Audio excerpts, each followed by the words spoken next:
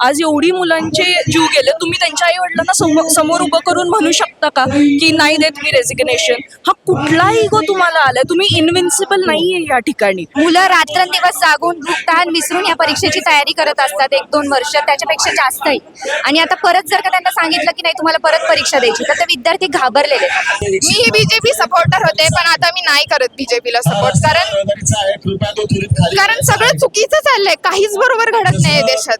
विकली तर गेलेलीच आहे मीडिया. बाकी आता त्यांना त्यांचं कॉन्शियस असेल, त्यांना त्यांचं लाज असेल तर ते मे बी जॉब सोडतील. इतके पेपर लीक्स होत आहेत, त्याने आमचं भविष्य खराब होतं. तुमची पोरं बाहेर शिकतायत, आम्हाला इथेच शिकायचं आणि इथेच नोकरी पाहिजे नाही, त्यामुळे आमचं भविष्य खराब होतंय. तुम्हाला कुठे त्याचा प्रॉब्लेम होत नाहीये, फेस आम्हाला करायचा आहे लाईफमध्ये. नीतिमत्तेच्या आधारे एखादा पेपर फुटला तर त्याची रिस्पॉन्सिबिलिटी घेतली गेली पाहिजे होती, किंवा विरोधी पक्षांनी हा मुद्दा चांगल्याने उचलला पाहिजे होता की त्यांनी आतापर्यंत रिजिग्नेशन दिलं पाहिजे होतं. हे दुर्दैव आहे भारताचं की तरुणांना रस्त्यावर उतरावं लागतंय. शिक्षा मंत्री राजीनामा द्या, राजीनामा द्या, राजीनामा द्या. शिक्षा मंत्री राजीनामा द्या, राजीनामा द्या, राजीनामा द्या. शिक्षा मंत्री होश में आओ, होश में आओ, होश में आओ. एनडीए को रद्द करो, रद्द करो, रद्द करो. एनडीए को रद्द करो, रद्द करो, रद्द करो. इनकलाब जिंदाबाद, जिंदाबाद, जिंदाबाद. इनकलाब जिंदाबाद, जिंदाबाद, जिंदाबाद. नमस्कार, मी सिद्धांत आणि लॉजिकल सिद्धांत या आपल्या यूट्यूब चॅनलमध्ये तुमचं अगदी मनपूर्वक स्वागत आहे. भारताच्या सरन्यायाधीशांनी इथल्या बेरोजगार तरुणांना झुरळ म्हटलं आणि त्यानंतर एक उपरोधिक आंदोलन सोशल मीडियावर सुरू झालं आणि ते आंदोलन म्हणजे कॉक्रोच जनता पार्टी. आता हे आंदोलन सोशल मीडियावरच राहतं की ग्राउंडवर येतं, असा प्रश्न अनेकांना पडला होता. आणि त्यानंतर अभिजित दिपके हे भारतामध्ये आले, त्यांनी जंतर मंतरवर आंदोलन केलं आणि त्यानंतरचं जे दुसरं आंदोलन आहे ते आज पुण्यामध्ये होतं आहे. आणि आज पुण्यामध्ये या आंदोलनामध्ये सामील झालेल्या तरुणांच्या नेमक्या काय भावना आहेत हे समजून घेण्यासाठी आपण आज या आंदोलनामध्ये आलेलो आहे. तर इथल्या तरुणांच्या नेमक्या भावना काय आहेत ते समजून घेऊयात. तर चला बघूया तरुण काय म्हणतायत ते. कॉक्रोच जनता पार्टीचा हा प्रोटेस्ट इथं चालू आहे, तुम्ही इथं आलायत, आपण रस्त्यावर यावं असं का वाटतं? कारण आता इट इज हाय टाईम. देशचा युवा दमलेला आहे की एक म्हणजे पहिल्यांदा असं काहीतरी युथ ड्रिव्हन झालेलं आहे देशात खूप वेळानंतर, which I think is a appropriate response to the system. तुम्ही इतकी घाण केलेली आहे या जागी, तुम्ही आज मुलांचे जीव जातात, तुम्ही त्या आई वडिलांना आन्सरेबल आहात का नाहीत? आज एवढी मुलांचे जीव गेले, तुम्ही त्यांच्या आई वडिलांना समोर उभं करून म्हणू शकता का की नाही देत मी रेजिग्नेशन? हा कुठला इगो तुम्हाला आलाय? तुम्ही इनविन्सिबल नाहीये या ठिकाणी. तुम्हाला जनतेनं इलेक्ट करून दिले काम करण्यासाठी. तुम्ही काँग्रेसला शिव्या घालून घालून आज वर आलेला आहे, काही हरकत नाही. काँग्रेसने केलं नाही, युजलेस होती, पण मी पेपर्स घेऊन आलेली आहे. तुम्ही जर अनालिसिस केलं मागच्या 20 वर्षाचं म्हणजे 2004 पासून 2026 पर्यंत, तरी अनालिटिकली बीजेपीच्या अंडर 99 पेपर लीक झालेले आहेत. Who is answerable for all of this? तुम्हाला जनतेप्रती काही नाही आहे? आज आमचा राग, मग आम्ही सुरळ, सोरॉस फंडेड, तुकडे तुकडे गँग, ते भिकेला लागलेले ते कुठं आपल्याला फंड करत बसणार आहे? आज मुलं त्यांचा अभ्यास थांबवून, नोकऱ्या थांबवून, एम्प्लॉयमेंट नाहीत म्हणून रागाने तुम्ही त्यांना अँटी नॅशनल म्हणून रिकामे झालाय. देशासाठी प्रेम आहे, देशाच्या मुलांसाठी प्रेम आहे म्हणून आज आम्ही रस्त्यावर उठलोय आणि तुम्ही त्याचा मान ठेवला पाहिजे. तुम्ही आम्हाला अप्रोप्रिएट रिस्पॉन्स कॉक्रोच जनता पार्टीला आणि या देशाच्या युवाला दिला पाहिजे. यात धर्मेंद्र प्रधानांचा राजीनामा ही तर मागणीच आहे, पण या व्यतिरिक्त आणखी काय काय गोष्टी व्हाव्यात असं तुम्हाला वाटतं? अशा तर बघायला गेलं म्हणजे त्याला तोडच नाहीये. म्हणजे तुमची ॲज अ स्टुडंट म्हणजे मी वर्किंग आहे, मला ॲज अ स्टुडंट पण भरपूर गोष्टी वाटल्यात किंवा as a working professional, but as a citizen of this nation I know for a fact there are खूप गोष्टी ज्या चुकीच्या चालल्या आहेत आज देशात. आज तुमची बिलियनर्सची मोनोपोली आहे. Wealth inequality in India is at the highest it has ever been. कधीही नव्हती एवढी जी आज आहे. आपण तुम्हाला एका इंटरव्ह्यूमध्ये मोदीजींना विचारलं गेलं देशाचा श्रीमंत होत चाललाय आणि गरीब होत चाललाय, ह्याच्यावरती ह्यांचं उत्तर आहे मग काय सगळ्यांना गरीब करावं, म्हणजे जो गरीब आहे त्यानं झुरळासारखं मरावं. तुम्ही आन्सरेबलच तुम्हाला वाटत नाहीये. आज तुम्ही 12 वर्ष झाले तुम्ही प्रेस कॉन्फरन्स द्यायला, तुम्ही एवढं चांगलं काम करताय ना, घ्या ना प्रेस कॉन्फरन्स, कुणाला घाबरताय तुम्ही? सो मला असं वाटतं देशात खूप गोष्टी चुकीच्या चालल्यात. ही एक गोष्ट आहे जिथं आता मला वाटतंय वेळेची गरज आहे आणि ह्याच्यावर आपण आज फोकस केला पाहिजे. थँक्यू. तुम्ही आज कॉक्रोच जनता पार्टीच्या प्रोटेस्ट मध्ये आलाय आणि धरम शरमकर नावाचा पोस्टर तुम्ही पकडलेला आहे. काय सांगण्याचा प्रयत्न करतायत यात? मी इथे फक्त जे काही चाललंय त्याचा विरोध दर्शवण्यासाठी आले. CJP हे फक्त त्याचं एक माध्यम आहे आणि हे पोस्टर फक्त अकाउंटेबिलिटी मागतंय. जबाबदारी घ्यायला म्हणजे त्यांनी जबाबदारी घेतली पाहिजे एवढंच मला सांगायचं शिक्षण मंत्र्यांनी. आणि ओव्हरऑल सिस्टीमने जबाबदारी घेतली पाहिजे. राईट. कसं बघता या वर्षामध्ये 89 पेपर फुटतात आणि कोणी जबाबदारी घेत नाही किंवा कोणाचाही राजीनामा होत नाही, या गोष्टीकडे एक विद्यार्थी म्हणून कसं बघता? हा, आता मी तरी सध्या विद्यार्थी नाहीये, पण मी बघतीये गेल्या 10 वर्षांपासून काय चाललंय ते. आणि मला वाटतंय रेझिग्नेशन ही त्याची पहिली पायरी असू शकते, कारण इतक्या वर्षात तर काही घडतच नाही आणि कुणी त्यांना प्रश्न विचारत नाहीये. आणि आता जेव्हा आपण प्रश्न विचारतोय तर त्यांना त्याची दखल घ्यावीच लागेल. ओके.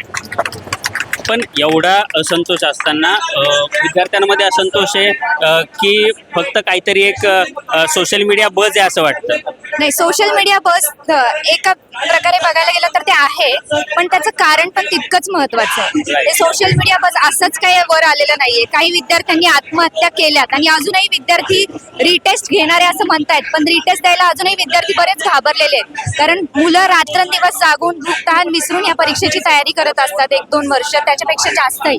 आणि आता परत जर का त्यांना सांगितलं की नाही तुम्हाला परत परीक्षा द्यायची, तर ते विद्यार्थी घाबरलेले. त्यामुळे हा गंभीर विषय आहे. फक्त सोशल मीडियाचा काहीतरी ट्रेंड पुरतं मर्यादित नाहीये. सरकार किंवा सरकारचे जे समर्थक आहेत ते हे सांगण्याचा प्रयत्न करतात की 49% फॉलोअर्स हे पाकिस्तानी आहेत, यांना कुठून तरी फंडिंग येतं हे सांगण्याचा प्रयत्न करतात. याकडे कसं बघता तुम्ही एक आंदोलक हे म्हणून? डिस्कस करण्यासाठी पण मला महत्वाचं वाटत नाही. हा विषय इतका खडतूस आहे की तो आपण डिस्कस पण का करतो या आंदोलनात तेच नाही, पण या गोष्टींचा रीच खूप मोठा आहे. खूप मोठ्या ऑडियन्स पर्यंत त्या सोशल मीडियाच्या माध्यमातून लोकांना आपण किती समजून सांगणार? बिंडोक लोकांचा किती आपण समजून किती सांगणार बिंडोक लोकांना? त्यांना समजूनच घ्यायचं नसेल तर आपण काय करणार? पण या सगळ्या गोष्टी पसरवण्यामागचं कारण काय वाटतं? त्यांना जे चाललंय त्याला अपोज करायचे आणि आहे त्या सरकारला पाठिंबा द्यायचा आहे, हेच असू शकतं. थँक्यू. या दादाकडे एक इंटरेस्टिंग आणि ट्रोलिंग मटेरियल असलेलं एक बॅनर आहे की if papa can stop the war why can't he stop paper leaks. म्हणजे जर नरेंद्र मोदी हे जर युद्ध थांबवू शकत असतील तर ते पेपर लीक का थांबवू शकत नाही असं या तरुणाचं म्हणणं आहे. दादा, हे बॅनर तू पकडलंयस, कसं बघतो या सगळ्या गोष्टींकडे, या आंदोलनाकडे, पेपर लीक होत आहेत या गोष्टींकडे? कुठंतरी जागरूकता दिसते आता लोकांमध्ये, खास करून जे यंगस्टर्स आहेत ज्यांना आज गरज आहे जागरूकता व्हायची, अंधभक्ती सोडायची आणि जी सत्य परिस्थिती आहे त्याला सामोरे जायची. तर ही जी ताकद दिसतीये त्याच्यातनं एवढं तरी कळतंय की बदल हा निश्चित आहे आता. आणि त्या बदलाची स्टार्ट म्हणजे धर्मेंद्र प्रधानांचा राजीनामा. गव्हर्नमेंटला तू काय मेसेज देशील या पोस्टर मधनं किंवा या आंदोलनामधनं? या तरुणांकडनं काय मेसेज आहे सरकारसाठी तुझा? मेसेज खूप सिम्पल आहे, ऍक्च्युली कॉमन सेन्स ही गोष्ट आहे. लोकांकडं, आपल्या देशातल्या नागरिकांकडे ध्यान द्या, खरे मुद्दे उचला, त्याच्यावरती तुम्ही लढा. तुम्ही पुढचे 100 वर्ष शासन करू शकाल. पण जे आता सध्या चालू आहे एज्युकेशन, तर हा एक मुद्दा झाला, हा सगळ्यांना माहिती आहे, एज्युकेशन शिवाय काहीच नाही. बट त्याच्या व्यतिरिक्त पण जे काय चालू आहे तुम्ही सगळे त्या मुद्द्यांवरती लढा, तुम्ही असेच जिंकून देताय. सध्या इथं मी बघतोय तर मीडियाला फार ट्रोल केलं जात आहे किंवा विद्यार्थी मीडियाच्या नावानं हाय हायच्या घोषणा देत आहेत. तर या गोष्टीकडे कसं बघतो? म्हणजे मीडियाबद्दल एवढा आउटबस्ट काय लोकांचा? मीडिया तर विकली गेली आहे ना. राईट. जर एखाद्या मीडिया हाऊसचा जो ओनर आहे, आपल्याला सगळ्यांनाच माहिती आहे कोण कसं काय. all the media houses are owned by the top nationals or basically the top class. ठीक है, so they are just doing their job is what I feel. Also they don't have guts to stand against the atrocities that have been carried out. ठीक है, there are a lot of things happening on the ground but nothing is covered. So म्हणजे विकली तर गेलेलीच आहे media. बाकी आता त्यांना त्यांचं conscious असेल, त्यांना त्यांचं लाज असेल तर ते मे बी जॉब सोडतील, दुसरीकडे चांगल्या एखाद्या मीडिया हाऊसमध्ये जा किंवा ग्राउंडवरती करा बाबांनो. तुम्ही ग्राउंडवरची रियालिटी दाखवा. बाकी आता प्रत्येकाला आपली सॅलरी प्यारी असते म्हणून ते करतात, ते करू द्या, जाऊ दे. काय बोलू शकता बाबा. चालेल, थँक्यू दादा. दादा, सगळे लोक संविधान घेऊन आलेत, पुस्तक घेऊन आलेत, तू भगवद्गीता कसं काय आणलीस, म्हणजे काय सांगायचं यातनं? असं म्हणतात की भगवद्गीतेमध्ये सगळ्या प्रश्नांची उत्तर आहेत. सो आपले जे काही माननीय पंतप्रधान आहेत ते असं म्हणतात की माझा बर्थ बायोलॉजिकल नाही. तर म्हणलं याच्यात तरी सापडतं का बघू. त्यांचा प्रश्न ते कळतच नाहीयेत, कसे काय वागतात तेच कळत नाहीये. म्हणून मी भगवद्गीता घेऊन आलो की म्हणजे याच्यात तरी. आणि हे आणण्याचं दुसरं एक कारण आहे की हे जे काही आता सरकारमधले नेते आहेत त्यातल्या कुठल्याही एका नेत्यानं याच्यावर हात ठेवून सांगावं की हे जे काही चाललंय ते चुकून झालेलं आहे, याच्यामध्ये कोणी आमचं सामील नाहीये, हे त्याने एकाने सांगावं. मी मानतो त्यांना. ओके. नक्की. आपण हा प्रोटेस्ट बघतोय किंवा इथले वेगवेगळे बॅनर्स, पोस्टर बघतोय किंवा वेगवेगळे पुस्तकं बघतोय, अतिशय युनिक प्रकारे किंवा जे आपण सोशल मीडियाच्या भाषेत सांगायचं तर मीम मटेरियल म्हणून आपण जे म्हणतो तशा प्रकारे एक सार्कॅस्टिकली सरकारला टोमणे मारण्याचं किंवा सरकारला किंवा मीडियाला प्रश्न विचारण्याचं किंवा एक सार्कॅस्टिकली सरकारला एक जाब विचारण्याचा प्रयत्न या ठिकाणी हे तरुण करताना दिसत आहेत. हेलो सर, तो मेरा नाम शिव है. मैं भारतीय हूँ, इंडियन हूँ, एक युवा शक्ति हूँ, युवा हूँ. तो ये लोग हमसे पूछते हैं उमर खालिद को सपोर्ट करते हो नहीं. वो कौन सी नर्म आता है दिल्ली में आके पूछते हैं हिंदू मुस्लिम करती है. उसका वीडियो देखा, वो ओमान में जाके वो पहली बात तो पैसा कमाते हैं, बात सुनिए वो छोड़ते हैं. वो लोग तो कुत्ते हैं, भूखते हैं. उमर खालिद की बात सुनिए, ये लोग बोलते हैं उमर खालिद को सपोर्ट करते हो नहीं करते हो. तो मैं बोलता हूँ मैं उमर खालिद को सपोर्ट नहीं करता. मैं उमर खालिद को सपोर्ट नहीं करता, लेकिन उसको 5 साल से जेल में डाल रखा. ट्रायल पे क्यों नहीं लेके जा रहे हो आप उसको बेल नहीं देते. लेकिन आसाराम बाबू जो रेपिस्ट है उसको ये बराबर बेल देते हैं क्योंकि वो इनके लिए वोट लाता है, लेकिन इसको बेल नहीं देंगे वो लोग. और सुनिए, ये लोग बोलते हैं फाउंडर है, बाहर से पढ़ के आते हैं, बाहर के है, इंडिया के बाहर जा रहे हैं ये लोग, क्या इंडिया के लिए काम करेंगे. तो सुनिए, राजनाथ सिंह हमारे इंडिया के डिफेंस मिनिस्टर है, उनका बेटा है Neeraj Singh, UK leads university से पढ़ाई करके आए वो. ठीक है, देखिए जो है सच है. शिवराज सिंह चौहान यूनियन मिनिस्टर है, एमपी के एक्स सीएम है वो. ठीक है, सिर्फ पैसा बांटते हैं और कुछ नहीं करते. उनका बेटा है कार्तिकेय चौहान, वो USA say university of peninsula या वहाँ से पढ़ के आए हैं. वो मास्टर्स ऑफ लॉ करके आए हैं. ठीक है, निर्मला सीतारमन फाइनेंस मिनिस्टर है, उनकी बेटी है, वो UK London School of Economics से पढ़ के आई है, यूएसए नॉर्थ वेस्टर्न यूनिवर्सिटी से जर्नलिज्म करके आई है. और ये लोग इनको बोलते हैं, ये लोग बाहर से पढ़ के आए हैं, फाउंडर से बोलते हैं. इनसे सवाल पूछिए ना. इथं मला 2 तरुणी दिसलेल्या आहेत आणि यांच्याशी बोलल्यानंतर मला समजलंय की यांनी नेमकीच नीटची परीक्षा दिली. एक परीक्षार्थी म्हणजे आता एक्झाम दिलेले एक विद्यार्थी म्हणून काय भावना आहेत आणि पेपर ज्यावेळेस लीक होतो किंवा तशी बातमी येते त्यावेळेस काय भावना असतात? 2024 ची दिलेली मी, तेव्हा 67 लोकांना 720 आउट ऑफ 720 होते. कट ऑफ इतका हाय गेलेला की प्रत्येक कॉलेजला लाईक 400 मिळालेल्या पोरांना पण ऍडमिशन भेटत नव्हतं कुठे. It was very tough. आणि 2 वर्ष आपण एक्झामची तयारी करतोय का, पेपर दिल्यावर आपण रिलीफ होतो की संपलं एकदाचं बाबा, संपलाय आपला पेपर. आणि मग 2 दिवसांनी तुम्हाला कळतंय की तुमचा पेपर फुटलाय. आपण 2 वर्ष मेहनत घेतोय आणि एखाद्या पोरांनी काल पेपर घेऊन त्याला एवढे मार्क पडतायत. हे कुठेतरी आमच्यासाठी चुकीचं आहे. आमचे आई वडील एवढा पैसा लावतायत, त्याचं काय? म्हणजे तुम्ही पुढे जाऊन अशा डॉक्टरकडनं ट्रीटमेंट घेणार आहे का की ज्यांनी पैसे देऊन ऍडमिशन घेतलंय किंवा ज्यांनी हे असं करून शेवटी तुम्हालाच ते डॉक्टर येणार आहेत. मी स्वतः डेंटिस्ट्री करते, मी BDS सेकंड इयरला आहे. पण हे मला पण ऍडमिशन घेताना इतका प्रॉब्लेम आलेला की इतकं कट ऑफ हाय गेलेलं की कुठेच ऍडमिशन भेटत नव्हतं. मला 3rd राऊंडला ऍडमिशन भेटले 300-400 मार्क असून. इतका कॉलेजचा BDSचा कट ऑफ इतका हाय जातच नाही.